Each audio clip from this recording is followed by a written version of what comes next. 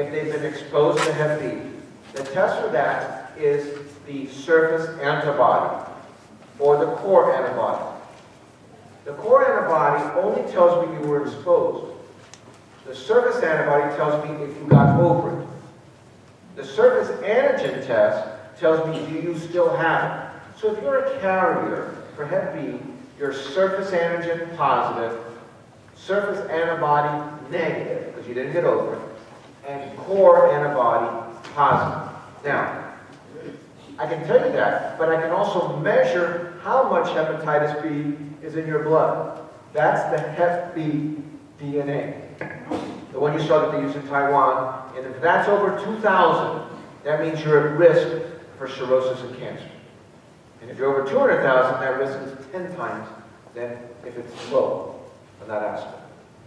For Hep C, there's the antibody test, which is very common. It only tells me if you've been exposed. 20% of the people who get Hep C will be cured, but they still have the antibody. It's not protective, like the surface antibody. It's an exposure. For Hep C, what you do is you do PCR.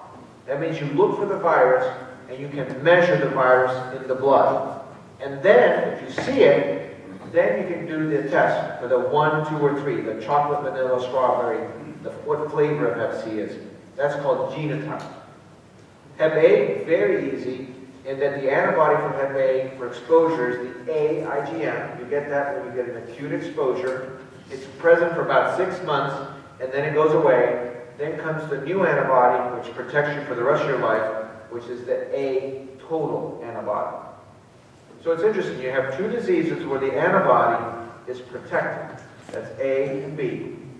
In C, the antibody is not protected. I've seen people think, oh, I have C antibody, I'm protected. No, you were exposed. Because we don't know what the protective antibody is for C. We know how to screen for it, but not what is the protective antibody. Whoever figures that out will get a Nobel Prize on that aspect. Okay. Try to translate that one. Any other questions? Dr. Ho? Yes. Yes. When I'm a doctor. Yes. When I was in medical college, I have learned translation hepatitis from 4 ways. One is blood, second is saliva, the third is brain, the fourth is urination. For example, you mentioned the blood, on top blood is the A. Is it the respiratory also? Well, that's a very good question. Your question is the risk relative to the body fluid. Yeah, Body fluid, blood is the most. Yeah. But urine, tears, and saliva have hepatitis B and C, potentially, if the person has like a kidney stone and urine is passing through there, or for Hep B, you can see it in any body fluid. But the risk with that body fluid is to break the skin. So let's say you have a cut on your hand, and you grab a Foley bag that has the urine of that patient, and it spills on your hand. Now you could get the hepatitis B. But from urine, you're not usually going to get it. It's low risk.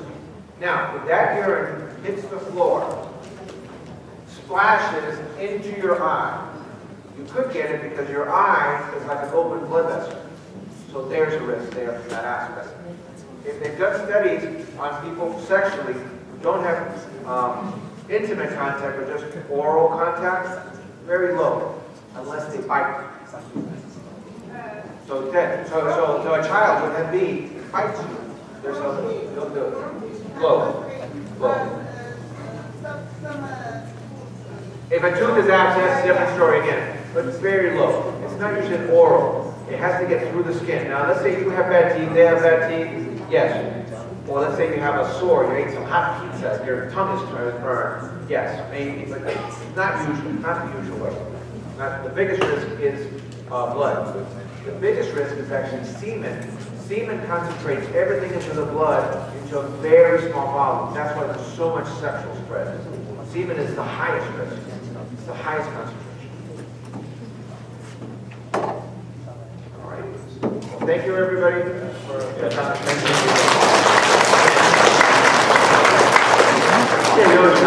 比较简单的有人发问，但是你要知道，这个马经理他基本上是一个肝病专家，所以你诊断出来，一般来讲 primary care physician 先筛检一下，我补充一下，筛检到 hepatitis 再 refer 给他。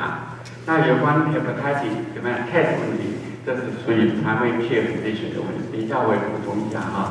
因为这个机会难得有一个重要问题的话呢，只有1、2个问题可以答复。因为这个马经理他是在 Atlanta gastroenterology 的 associate， 他是 liver centric director。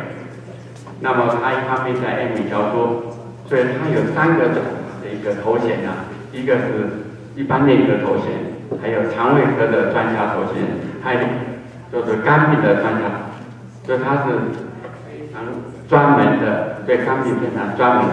所以你们呢有发现有肝病，尤其是有肝炎是比较重要，有这个 curious 一定看这个医生。现在有什么有重要问题要问的吗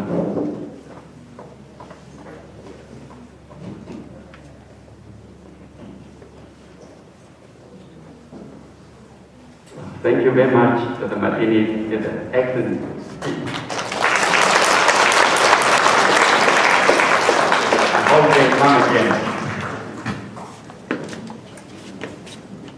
Okay, thank you, Dr. Martinez. 在我们接下去进入第2个主题之前，我们先休息5分钟，让您可以去上个厕所，多喝点茶水。我们5分钟之后再继续第2个主题。谢谢各位。